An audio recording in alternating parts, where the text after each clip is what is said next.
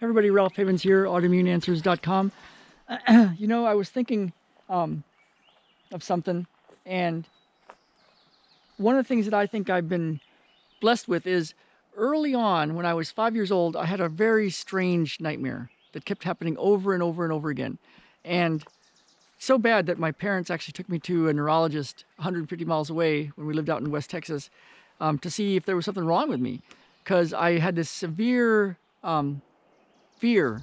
I had a dream that I was playing marbles with my friends, and there was an airplane flying above, a big jet airliner, and if somebody in there pushed a button, I would die, and it just terrified me. And I actually remember the day that I realized at some point I was going to die. I think I was about 5 years old, just laying in bed, and I was looking at my hands, and I was like, wow, at some point I'm not going to be here. And I thought, what is it going to be like? Is it going to just be dark? Will I know that I'm there? And I think it had to do with a lot of fear around death. Who knows exactly what that was about? Who knows? I think maybe I was just destined to think about that stuff early on. Usually people don't start thinking about that kind of stuff. They might realize they're going to die early as a kid, but people don't think about it till they're like 60 or so. But one of my teachers, a few of them actually, have said, that's one of the great spiritual practices, is just to realize that today could be your last day, right?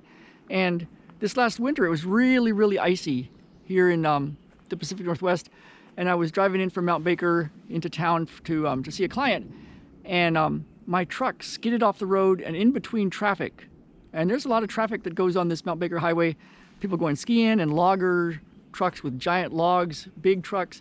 But I scooted between the traffic, went through a barbed wire fence into a snowfield, and for quite a few weeks I would drive by that and just look at the empty fence and think, man, I'm lucky. But one of the things that I think it does, because I think about stuff like how long do I have left? I've got a lot of stuff I want to do, and I wonder, man, I hope I have enough time. I hope I get it done. Wouldn't it be cool if some of the stuff that we're working on really comes to light, and some of you know the stuff we're working on, to get a lot of information out to kids and families to protect them so that they can have good, healthy lives. But what if I don't get it? Or, it's just like, it affects me. And, it's funny, I think God has a funny way of working, like he seems to like what's called hero stories, like people overcoming great odds to achieve something cool or to get a transformation. And it seems like that seems to be the model for the movies and everything else. But one of the things that God has for us, it seems, is this urgency and scarcity. And that idea is we don't know how much time we have left. None of us, right? The thing is, a lot of people don't think about that.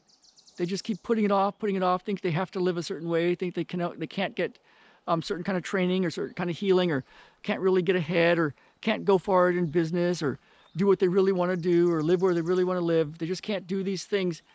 But when you think of it, we don't know how much time we have left. There's an urgency and there's a scarcity to this thing. So it's like one of those things you see, last chance to buy kind of thing. It's like when you give somebody a choice and says, well, you can get this whenever you want. You can get it today, or you can get it a year from now or 10 years from now. It'll still be here.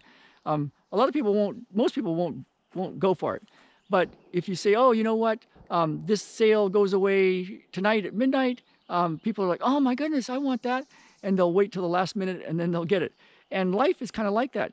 There's an urgency and a scarcity to this thing, and we don't know how much time we have left. And I think one of the things I did years ago, I was getting taken through an exercise by one of my coaches, and she said, imagine you're on in a desert, and you run out of water, and you only have a short time to live, just maybe minutes to live. And you got your cell phone, and it's got 1 bar left, and the battery's going out, and you can call anybody you want. So you could imagine, who would you call? And then she said, and what would you say? What would you say? And instantly, what came from me was live, really live. And so that's been my tagline now in some of these videos, when I remember to say it, is let's get out there and live. Let's really live. Because we don't know how much time we have left. You know, I've got all sorts of dreams and plans and goals, and we're selling our house and this land, and we're moving into Bellingham. At least that's what we think we're doing. We'll see what God has for us. But you know, I think it was Steve Jobs that said, live where you want to live and do what you want to do. And so, you know, you got to like work with what you got, right? But there's something to that. So this video just is a big question. Like, what would it be like if you really lived today like it could be your last day? Not in a gruesome kind of way or weird way, but in a way like, man, what do you really want to do? You know, what do you really want to do? What kind of emotions do you really want to have? What kind of thoughts do you want to have? Who do you want to be with? What do you want to work on?